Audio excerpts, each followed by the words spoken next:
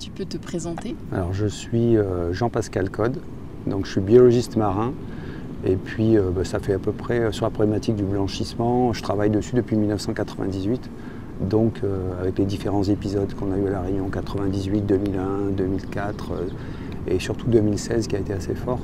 Et puis là on a un événement assez important actuellement sur le blanchissement des coraux. Aujourd'hui on est à la plage de la Saline-les-Bains, juste en dessous du Nest Hotel. Pourquoi est-ce que tu as voulu venir ici aujourd'hui? Alors on a un réseau de surveillance dans le cadre du programme Reef Check. Alors, il y a plusieurs programmes de surveillance de l'état de santé des coraux. On a un programme mondial qu'on appelle le GCRMN, qui est le programme de surveillance. Et à l'intérieur, il y a un programme qui est dédié aux citoyens, qu'on appelle un programme de sciences participatives, qui permet aux personnes normales de participer à la collecte d'informations et de mieux comprendre. Et puis après, on communique là-dessus. On a à peu près une quarantaine de stations Reef Check autour de La Réunion, ce qui est assez énorme. Et là, on est précisément sur une station qu'on appelle Livingstone Sud, sur lequel moi j'ai eu la chance d'étudier juste là où on est devant le blanchissement en 2001. Et donc ça nous permet de revenir entre 2001 et 2025, de comparer comment le récif a évolué dans sa structure et dans son fonctionnement. La station Reef Check qui est là, elle est très particulière. On l'étudie plus spécialement parce qu'elle a une très belle population de poissons. Et elle a commencé à blanchir il y a à peu près un mois, en cohérence avec ce que nous donnent les informations des satellites. Et ce qu'on regarde effectivement, c'est l'évolution des colonies coralliennes par rapport au blanchissement. Alors, la nouveauté, c'est qu'on s'intéresse non seulement au constat, évidemment c'est un peu comme un médecin, ok, on est malade, le récif il est malade globalement, et on regarde l'impact du blanchissement. Mais aujourd'hui, depuis cette année et l'année dernière, on essaie surtout de regarder quelles sont les espèces de coraux qui vont résister, ou résilier, hein, c'est la logique de résilience, tout simplement parce que ces coraux possèdent l'information qui nous intéresse pour aider le récif à se reconstruire. Et ça permet de faire appel par exemple aux techniques des bouturages, etc., de manière à ce que j'appellerais du bouturage intelligent, c'est-à-dire que si on bouture du corail normal, il va blanchir comme les autres aujourd'hui. Depuis toutes les années où vous observez, vous analysez le récif et son évolution, quelles sont les grandes tendances? Alors la tendance, elle n'est pas bonne, hein. Moi j'ai un bilan très mitigé. Le bilan mondial est mitigé sur l'avenir des coraux, le bilan national aussi. Et si on prend le cas de La Réunion, il y a 2 ans, j'ai animé une conférence sur les 20 ans de Reef Check. On a montré que dans les années 60, qu'on considère le lagon ou la pente externe, on avait en moyenne ce qu'on appelle un recouvrement corallien, donc un pourcentage de corail à la surface qui était de l'ordre de 60%. En 2000, il était de 40%. Et en 2023, donc qui est la dernière année qu'on a traité sérieusement. Si on prend les données de la réserve marine, donc un certain nombre de stations dans les lagons et les pentes externes jusqu'à Saint-Pierre, on était à 23-24% et dans Reef Check on est à 20%. Une autre étude a été menée sur l'ensemble des lagons avec plus une méthode de cartographie qui elle donnait 18%. Donc on va dire qu'aujourd'hui on était dans les années 60 on était à 60%, on est tombé à 40% et actuellement on est autour de 20%. Tout l'impact du blanchissement en cours, qui n'était pas très attendu, hein, on était plutôt sur une année prévue pas très sérieuse. Si on perd 50% des coraux, on va tomber à 10%. Voilà. Et moi, j'assume qu'aujourd'hui, déjà à 20%, on est au plus bas de ce que le lagon peut fournir, ce qu'on appelle les services écologiques et écosystémiques, c'est-à-dire les services écologiques, le fonctionnement du lagon qui va produire du sable, etc. Et les services économiques, La Réunion, c'est 30-40 millions à peu près d'euros que le récif corallien fournit en service, c'est-à-dire la pêche, la protection du littoral, etc. Et donc, et le tourisme avec la plongée. Donc aujourd'hui, si on n'a plus que 10% du corail, on peut se poser des sérieuses questions sur la tendance, la trajectoire. Soit on restait à 20%, soit on est capable de remonter à 30% en mettant en œuvre des mesures, on va dire, d'ingénierie écologique, et par exemple le bouturage des coraux, et par exemple trouver ces fameux coraux résistants et résilients au blanchissement mais aussi aux maladies, parce qu'on a beaucoup de maladies coralliennes qui sont dues à la pollution, soit on baisse, et là on peut se poser des vraies questions sur l'avenir du récif de La Réunion, ce qu'on ne veut pas évidemment. Tout ce qu'on veut, nous, c'est faire remonter le récif à un niveau qui soit acceptable pour que les services continuent d'être produits au bénéfice du récif, mais aussi à notre bénéfice perso. Voilà. Pas de récif, plus de sable, plus de plage. Il y a plusieurs facteurs qui jouent sur la menace qui pèse sur les coraux aujourd'hui et on a entendu dire qu'un cyclone pourrait vraiment avoir un impact absolument destructeur. Alors, Aujourd'hui, on est le 6 mars 2025, on est à 6 jours après le passage de Garance. Est-ce que tu as pu faire des observations depuis alors on n'a pas le droit d'aller dans l'eau pour l'instant, puisque la baignade est interdite. Voilà, et puis je suis le premier à partager le risque staphylocoque, notamment doré, puisque je l'ai attrapé l'année dernière, justement après Bellal, et que c'était assez violent. Là aujourd'hui on a ces stations, donc on peut déjà faire un contrôle visuel, hein. On pourrait envoyer un drone pour avoir un pourcentage du blanchissement, mais le phénomène a commencé il y a déjà plusieurs semaines. On est en alerte, là aujourd'hui le 6, on est en alerte de niveau 2 déjà, et si on fait confiance aux satellites, on va rester en alerte entre 4 et 6 semaines à ce niveau, ce qui est énorme. C'est-à-dire qu'on a une courbe, je pourrais te la montrer après, on a une courbe de progression du risque. La courbe aujourd'hui est la plus forte que je n'ai jamais vue depuis 1998. Donc de la courbe, l'année dernière on a eu une courbe qui a démarré beaucoup plus tôt et qui s'est aplatie tout de suite parce que en fait on est lié à une masse d'eau chaude qui vient du sud de l'océan Indien et qui monte. En 1998, elle est montée par le canal du Mozambique entre Madagascar et l'Afrique et elle a impacté Mayotte surtout. Et Mayotte a perdu 95-98% de ses coraux. Okay. Ça a mis 10 ans à récupérer. Un peu plus tard, 2001, ça a été la bulle d'eau chaude est montée par ici. L'année dernière, en 2024, moi j'avais lancé l'alerte aussi, et en fait la bulle d'eau chaude est arrivée d'en haut. Mais elle n'est jamais descendue sur nous. Elle est restée bloquée, ce qui fait qu'on finalement, on a eu une montée, on s'est stabilisé, et après on est redescendu. Cette année, c'est un peu différent. On a la montée qui est très rapide, on a le cyclone qui va baisser, et logiquement ça remonte. Mais on n'est pas devin non plus, on peut aussi avoir la courbe qui redescend derrière, c'est pas ce que nous disent les prévisions aujourd'hui. Donc on est plutôt en alerte maximale, et si cette alerte maximale se produit, alors les Américains, c'est la NOAA qui a mis ces indices, ils viennent de mettre au point un indice 3, 4 et 5 avec des codes couleurs différents, et c'est assez inquiétant puisqu'effectivement on basculerait là en période très très marquée sur ce qu'on appelle nous des DHW. DH c'est Degré Heating Week, c'est-à-dire des unités de semaines de chaleur. Une semaine, 1 degré c'est 1, donc si on a 1 degré qui augmente pendant 2 semaines ça fait 2, etc. Mais si j'ai 2 degrés ça fait 2 en une semaine. Et là on est actuellement aux environs de 12-13. Logiquement, à partir de 8, on commence à avoir le blanchissement. Okay. Ça, c'est une première approche. La deuxième approche, qui est si on se prend que la température, hein, je ne prends pas les UV aussi, et la pollution du stress chronique, qui est un autre sujet, on a aussi la température de l'eau. Globalement, dans notre région, on peut estimer qu'à 29,4, comme à Tahiti, on a le seuil de blanchissement. 1 semaine, 2 semaines, 3 semaines, 4 semaines, etc. Et du coup, à partir de 29,4, ce qui est inquiétant, là hier, je viens de lancer hier une alerte sur les réseaux sociaux pour que les clubs de plongée et les plongeurs nous fassent remonter des infos de leurs ordinateurs de plongée à 10 mètres, 20 mètres et 30 mètres de profondeur. Tout simplement parce que hier, il y a une scientifique qui est arrivée, là, Émilie, qui travaille avec nous sur les super coraux, on peut en parler après, c'est qu'elle a plongé, elle, à Grand-Bois hier, puisque l'eau était propre, et à 30 mètres de profondeur, elle avait encore de l'eau à 30 degrés. Donc ça veut dire que la nappe d'eau chaude est quand même très présente autour de l'île. Et en fait, l'intérêt du cyclone au départ, c'est qu'un cyclone, si la température de l'eau reste uniquement en surface, dessous c'est froid. Le cyclone, il va pousser l'eau avec le vent et il va faire remonter des eaux froides. Donc ça aurait rafraîchi ce qu'on voit un petit peu sur le signal de la NOAA, puisque la NOAA, c'est un satellite qui capte la température de la surface.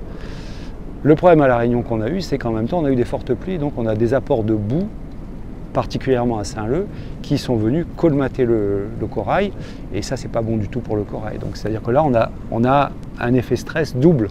On a le blanchissement qui est déjà le stress du blanchissement, plus la boue, donc la probabilité que les coraux survivent, elle est affaiblie. Alors à Saint-Leu on a pareil des stations de surveillance, hein. J'en ai 8 dans le lagon, et notamment celle qui est devant le poste MNS du centre-ville. Et donc là, il y a des colonies que j'ai repérées avec un point GPS que je vais refotographier. Ça va me permettre de voir si elles récupèrent ou si elles ne récupèrent pas. Alors ça peut se passer dans le mois, mais quand j'ai repris 2016, qui a été un fort blanchissement, jusqu'au mois de juillet, j'avais des coraux blancs. Et ça, j'étais un peu étonné parce que ça veut dire que les coraux n'ont pas récupéré leurs microalgues. C'est comment ça fonctionne le corail, hein. C'est un animal, un végétal, et puis des bactéries aussi, voilà. Donc ça nous emmène un peu à se dire que le corail, il héberge ce qu'on appelle les zooxanthelles, hein, qui sont des microalgues. Quand il blanchit, il les rejette. Mais il a aussi plein de bactéries, des bonnes et des mauvaises, comme ce qu'on appelle le microbiote aujourd'hui. Et aujourd'hui, quand on veut être positif sur le futur, on doit travailler sur le corail, donc les espèces qui résistent. les microalgues, parce qu'en fait on sait qu'on a ce qu'on appelle des clades, des familles de clades, de zooxanthelles qui elles sont plus ou moins résistantes au blanchissement. Donc c'est C, D, etc. Et donc il faudrait que les coraux aient cette clade-là pour supporter plus de chaleur. En mer Rouge, la mer Rouge elle est à 25, 26, 36 plutôt, les coraux y survivent. Donc les clades de la mer Rouge pourraient nous intéresser pour sauver les coraux de la Réunion. Mais là on fait vraiment, on dit qu'on joue à l'apprenti sorcier, mais c'est peut-être le seul moyen de sauver les coraux dans le futur, à 20 ans, 30 ans. Pour l'instant, on n'est pas encore tous mûrs à ça. Et le microbiote, qui est comme nous, nos bactéries, et j'en parle en conséquence, que staphylocoque, j'ai eu droit à une dose d'antibiotiques qui m'a tué mon microbiote du ventre, de la peau, partout. J'ai vu les conséquences pendant 6 mois. Voilà. Et donc, les coraux ont aussi un microbiote sur lequel, justement, les chercheurs travaillent. Et il y a du bon microbiote qui aide les coraux et les zooxanthelles à survivre. Donc c'est une espèce de, voilà, c'est une espèce de symbiose qui est pas que le corail et l'algue, il y a aussi le microbiote. Et on peut penser que justement ce microbiote, on pourrait aider les coraux par du bon microbiote à survivre. Ce qu'on veut faire là à court terme, c'est quand le blanchissement sera passé, c'est repérer ce que j'appelle les super coraux. Ces super coraux, on ne les connaît pas bien. Beaucoup de monde travaille, surtout les Australiens. Et une fois qu'on a trouvé ces super coraux, c'est ceux qui vont résister, c'est comprendre dans le cadre de la recherche quels sont leurs assemblages de bactéries, etc. Mais aussi tenter des expérimentations de bouturage. On dit bouturage, restauration, transplantation, le terme n'est pas vraiment bon. En bouture, c'est des végétaux normalement. Et on va les prendre et on va justement les installer sur un des frames à l'étang salé. Donc idéalement, on prendra ceux de l'étang salé pour l'étang salé, pour vérifier, déjà pour les numéroter et les suivre scientifiquement, pour voir comment ils vont évoluer dans le temps, comment ils récupèrent. Et quelle information ils possèdent du point de vue génétique, et bactérien, et viral, pour être capable après de les remettre dans le milieu. Voilà. On ferait ça idéalement sur des portions de secteurs des stations RIFCHEC qui sont dégradées, ce qui va nous permettre de les suivre dans le temps plus parfaitement que si on faisait un petit projet à droite à gauche. Est-ce que tu as des chiffres sur les menaces qui pèsent sur les coraux aujourd'hui à La Réunion? Est-ce que tu as des chiffres? Quel type de chiffres? Des scénarios,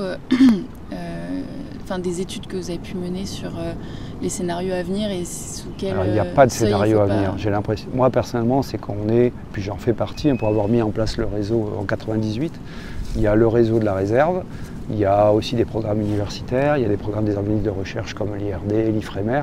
Et puis après, moi j'essaie surtout de partager et de faire participer les citoyens, les associations, etc. à travers le programme RIFCHEC qui est plus basique, mais qui permet quand même d'avoir de l'information et d'apporter cette notion de plus spatiale. Les infos, de toute façon, voilà, c'est qu'on est autour de 20%. Il n'y a pas, j'ai pas le sentiment qu'on se projette dans l'avenir et qu'on regarde l'avenir pour revenir en marche arrière. Si on voulait sauver le lagon de la Réunion, il faudrait par exemple qu'on ouvre les fosses passes, qu'on recrée de la dynamique circulatoire, parce que depuis 30 ans, tout s'est colmaté. On va dire que le colmatage du récif a été plus rapide que la dégradation chimique des coraux. Voilà. Il faut savoir que les coraux se dégradent vite quand même. Là, des fois, on vient 4 mois après, on ne reconnaît plus parce que les coraux, une branche de corail, si je prends, tiens, voilà, j'en prends une qui traîne par ici, qui est un corail comme ça. Le corail, il est à la plage, mais ce corail-là, il a été plus... Et progressivement, chimiquement, il s'érode par la chimie et souvent la base va s'éroder parce que là en particulier on a une attaque de maladie à la base et à un moment là où elle va faire ça, elle va le casser, il va tomber. Donc en fait ça peut faire une bouture pour repousser, mais on a ces attaques et du coup on va dire le bilan entre l'attaque chimique et les poissons pour faire du sable, parce qu'on dit que c'est les poissons, les perroquets qui font du sable, mais c'est aussi la chimie. Le bilan il n'est pas positif, c'est-à-dire qu'en fait on fabrique, parce qu'on a déjà plus de corail vivant, on fabrique moins de sable qu'il n'en part. Donc finalement on a un bilan négatif et c'est aussi pour ça que les plages se dégradent. La mer monte, mais c'est aussi le récif produit moins de sable que les centaines ou les milliers d'années d'avant. C'est compliqué comme système quand même. Donc c'est une équation très complexe et aujourd'hui si le récif on n'a plus que 10% de coraux vivants, on le saura ça quand on fera le relevé officiel du mois de novembre. Nous c'est novembre, RIFCHEC, parce que c'est le moment le plus calme de l'année, c'est avant la période cyclonique et avant la période de risque de blanchissement. C'est le moment où on va avoir un bruit de fond le plus stable. Là, c'est une campagne exceptionnelle blanchissement et on va comparer ça avec les données du mois de novembre. D'accord. Et ReefCheck, c'est un réseau qui est international, dont vous dirigez l'antenne réunionnaise. Alors moi je m'occupe, alors effectivement ReefCheck c'est un programme qui a été monté en 98-99, hein, c'était la partie citoyenne du réseau mondial, qui était basé au départ sur les clubs de plongée le plus, parce que les gens sont motivés, plus motivés. Et aujourd'hui il y a 80 pays qui font du ReefCheck. Ça permet d'avoir un observatoire mondial, hein, de plein de données, de qualité moindre que la recherche, mais c'est suffisant pour faire de la gestion. Okay. Donc nous en France, moi je m'occupe aussi de la France, puisqu'en fait on a monté ReefCheck France ici à La Réunion en 2000, lors d'une réunion de l'IFRECOR, l'initiative française sur les récifs, et on a créé cette branche citoyenne, et moi je m'occupe plus spécifiquement de La Réunion, voilà, effectivement. Je coordonne l'action de La Réunion, et puis après c'est des bénévoles. Il y a dans chaque station a un responsable de station, ce qu'on appelle un team leader, c'est un système à l'américaine. On collecte les données selon des protocoles standardisés, on encadre, et si on n'a pas de... On fait nous-mêmes s'il y a besoin, ou des relevés plus pointus. On remet par exemple dans certaines stations aussi, des fois on met des capteurs de température. Là j'en ai pas devant, mais ça nous permet d'avoir des informations sur ce qui se passe. C'est minimum un relevé par an. S'il y a un blanchissement, on en fait 2 ou 3. Et puis s'il y a des gens motivés, on en fait plus. Mais on n'y va pas tous les mois. Et voilà, et ça fait qu'on a un observatoire qui a aujourd'hui 20 ans d'existence et qui montre la même chose que le réseau de la réserve marine. On a la même courbe, on a les mêmes résultats. C'est juste qu'on ne part pas du même endroit, on n'arrive pas au même endroit. On arrive aujourd'hui à 20 ou 25, ce qui est exactement la même chose, il n'y a pas beaucoup d'écart, mais la tendance, la courbe, quand on s'amuse à faire de ce qu'on appelle, on a la même pente, donc on a la même trajectoire des récifs. Et si on dit 35 stations ReefCheck plus 15 stations de la réserve, ça fait 50 stations. 35 sont faites par des citoyens encadrés, et 15 sont faits par les chercheurs, ce qui permet d'avoir un niveau d'information plus fiable, plus pointu sur les espèces de coraux, les espèces de poissons. Voilà. D'accord.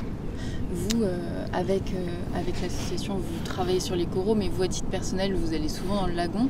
Vous me parliez tout à l'heure de poissons morts que vous avez vus. Oui, c'est un peu un sujet quand on s'occupe de la santé, j'ai envie de dire comme un médecin, hein, oui. Un peu médecin des océans. Quand on s'occupe de santé, quand on va consulter son médecin, c'est pas qu'on est en bonne santé en général. Donc souvent quand on est amené à consulter l'état de santé du récif, du patient on va dire, si c'est le patient corail, lagon ou pente externe, hein, on a aussi des coraux sur les coulées de lave, hein, sur lesquels on travaille, c'est qu'ils ont un problème de santé. Donc le blanchissement est un problème de santé. Les maladies, il y a eu une thèse faite sur les maladies des coraux, parce que c'est quand même assez important. Alors moi je travaille beaucoup sur les algues aussi à côté. Et la mortalité des poissons, on a eu des événements majeurs de mortalité par des streptocoques par exemple, en 1994. En 2014. Donc on a beaucoup travaillé là-dessus. Et là on a un événement qui se produit quelques jours après le cyclone, notamment sur la plage de Saint-Leu. Mais là, je viens de voir une murène morte, je viens de voir un poisson flotter. Et donc la question, c'est à quoi c'est dû? On peut penser que quand il y a une coulée de boue, il y a une anoxie qui se produit et les poissons meurent parce qu'il n'y a plus d'oxygène dans l'eau. C'est ce qui s'est passé, c'est ce qu'on a cru au début, puis on s'est aperçu que c'était un streptocoque qui avait provoqué la mortalité en 2014. Il y a eu un autre événement plus tard, et donc ça fait partie des alertes de l'état de bonne santé. C'est comme nous on prend notre pouls, hein, dans ReefCheck, on appelle ça prendre le pouls du récif. Tout simplement parce que tout le monde sait prendre son pouls. Et comme dit, on n'a pas besoin d'aller voir un cardiologue pour savoir l'état de son cœur, on prend déjà son pouls. La mortalité des poissons, elle a été, là pour l'instant on la surveille. Bon, il y a des signes extérieurs quand on a la pathologie, les yeux sont exorbités, il y a du sang partout. On a des critères qui nous permettent là pour l'instant de dire qu'on n'arrive pas à corréler ça à une maladie, mais que ça serait probablement lié au cyclone. Sauf qu'on n'a que quelques familles de poissons qui ont été touchées. Par exemple, c'est beaucoup des murènes qui pourtant peuvent se déplacer. C'est des poissons-pierres qui se déplacent peut-être moins. Donc là, je récupère toutes les photos de Saint-Leu. Et puis là, sur les laisses de plage là qu'on voit, en général, on retrouve les poissons morts qui flottent et qui sont poussés par le vent à la plage. Ça permet de voir quelles sont les familles touchées. Voilà. Ça, c'est pour les poissons. Alors, ça peut aussi provoquer derrière ce qu'on appelle une crise dystrophique, c'est-à-dire une maladie du lagon qui fait qu'il y a beaucoup de bactéries et tout d'un coup, un pathogène va se développer. Ça peut être les gens qui se baignent qui vont attraper un streptocoque ou une bactérie, un coliforme, mais ça peut être aussi les poissons qui attrapent une maladie qui est venue de la terre. On sait pas trop, on ne connaît pas trop ces trucs. L'année dernière, on a eu aussi, en 2023, on a beaucoup travaillé là-dessus sur la mortalité des oursins. Je ne sais pas si tu avais vu cette thèse. Donc on a publié, là, moi j'ai publié avec les Américains et les Israéliens, quasiment tous les oursins diadèmes de la Réunion sont morts. Bon, il y en a qui ont survécu heureusement, et donc on a montré que c'était un cilié, c'est-à-dire une petite bête qui étaient probablement arrivés de l'extérieur. Et donc, puisqu'on a la même chose en mer Rouge, on a la même chose aux Antilles, mais on ne la connaissait pas à La Réunion avant. Donc c'est une espèce de parasite exotique qui est arrivé et qui s'est intégré à l'écosystème et qui a tué tous les diadèmes. Ceux qui ont survécu sont probablement résistants, c'est comme dans toute épidémie. Voilà, donc la nature s'adapte, c'est ça le message positif. C'est juste que comme le changement climatique ou les blanchissements, autrefois il y a toujours eu des blanchissements coralliens, mais c'était une fois tous les 50 ans, une fois tous les 20 ans. Là, au départ, il y a 10-15 ans, on était sur un tous les 7 ans. Là, on est quasiment sur un blanchissement tous les 2-3 ans. La résistance et la résilience des coraux fait qu'il leur faudra entre 3, 5, 7 et 10 ans pour recoloniser le récif et redonner un paysage apparent. Je ne parle pas de la biodiversité qu'on peut perdre. Si on en a un tous les 3 ans, c'est no future. Donc d'où l'importance de travailler sur des coraux qui soient adaptés et qui, eux, vont permettre de résister, de résilier, etc. Les Australiens sont beaucoup plus en avance que nous là-dessus. Moi, je pense, et j'aimerais me tromper, hein, je pense que si on ne fait rien, on n'aura plus rien. Donc il est important d'aider le récif à se restructurer. C'est ce qu'on fait sur les forêts en France. En France, on commence à prendre les chênes d'Espagne et on commence à les planter en France parce que les chênes d'Espagne sont beaucoup plus résistants à la sécheresse que ceux de... Voilà. C'est-à-dire on doit regarder le réchauffement climatique à 30 ans et regarder qu'est-ce qu'on peut faire aujourd'hui pour se préparer à 30 ans. Et plutôt que de faire juste des constats, ben oui, le récif est malade tous les ans, on fait des relevés. C'est ce qu'on fait, hein, ouais. Mais il faut absolument commencer à penser à des solutions. Voilà. En tant que citoyen, quelles solutions on peut trouver, nous, à notre échelle? On a toutes les solutions individuelles qu'on a mis dans la petite BD de Reef Check, hein. Une dizaine de solutions, c'est déjà ne pas piétiner les coraux. C'est le petit geste, hein, le petit geste qui peut aider. Les crèmes solaires, moi je suis assez militant sur les crèmes solaires. Ça fait 10-15 ans qu'on se bat sur les crèmes solaires, même si ce n'est pas la priorité. C'est pas la priorité, mais c'est l'endroit où on peut agir. Je sais qu'en mettant des lycras, en mettant des chapeaux, en ne mettant pas trop de crème chimique, je contribue à ne pas stresser le corail de manière chronique. C'est-à-dire qu'il va mieux supporter un événement aigu comme un cyclone s'il n'est pas stressé chroniquement toute l'année. Voilà, après, il y a un certain nombre de gestes qu'on peut faire, le nettoyage des plages. On voit bien là, une semaine après, bon voilà, il faudrait lancer une campagne de nettoyage. On le fait dans le cadre de Reef Check, c'est-à-dire quand on fait un relevé Reef Check là, systématiquement maintenant avec une autre asso, on fait un nettoyage de lagon et un nettoyage de plage, tout simplement pour sensibiliser. Si je prends une plage ici, je prends 100 mètres de plage ou 200, je vais me retrouver essentiellement des capsules, des mégots. Ça relève du geste éco-citoyen, ça ne relève pas du réchauffement climatique. Réchauffement climatique, je ne peux pas faire grand-chose. Crème solaire, je peux. Les déchets, je peux avoir aussi des gestes en amont et participer aux actions éco-citoyennes de nettoyage. C'est les gestes, c'est les éco-gestes, il n'y a pas de secret. Ok. Merci beaucoup Jean-Pascal.